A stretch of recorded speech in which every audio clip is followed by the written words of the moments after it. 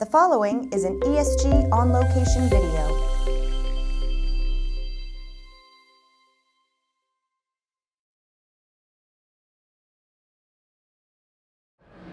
Welcome to Pure Accelerate 2018 here in the Bill Graham Civic Auditorium, slap bang in the heart of San Francisco. And I've got a few minutes here with John Colgrove, better known as Cos to everyone, one of the founders of Pure. We're going to talk about what motivated the company, what has changed perhaps over the last decade or so, and a little bit of looking ahead as well. Before we talk about what's actually here, what did you really think this company would be? What technology would it be, and what industry would it be in? When you start a company, you're always obviously hoping for success. Yeah. But I mean, the path in which you take to get there and things, it's never like you dreamed. And we've been more successful faster than you could possibly have dreamed too. I think one of the things that's been most surprising is, especially as we came out with FlashBlade, all of the really cool things that we're enabling, around the world. When the products you produce are used to really make a difference in someone's life, right? It's one thing to say, hey, I let you add up these numbers faster and make more money. That's not exciting.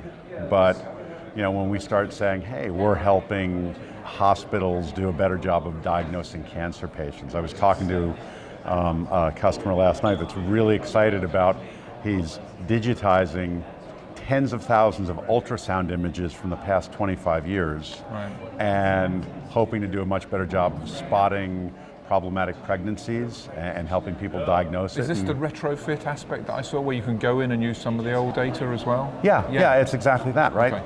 It's things like that could speed up medical research and things, and it's just really cool and exciting. Right. And it's a lot more fun than selling regular business that's it, and I'd like to hear, so clearly when you started the company, was that philosophical aspect there at the beginning, or is that just something that's very pleasing to have seen happened? So there was always the aspect of wanting to make things a lot better for customers. Right. But I think the way in which the technology's used, the importance of data has just grown over the last decade so much. Right. And this notion that I can mine gold out of ancient data, that's something that's new. That wasn't there when we started, and it's really exciting. Right, yeah, and so I know you spend a lot of time looking forwards. Can you encapsulate the next few years? I mean, how far ahead can you even try to look? Because it's not so much about the technologies, I imagine, although those are crucial, but it's about their implementation, it's about their deployment. Yeah, it's really hard to imagine. Just even, go back like 2 years, right?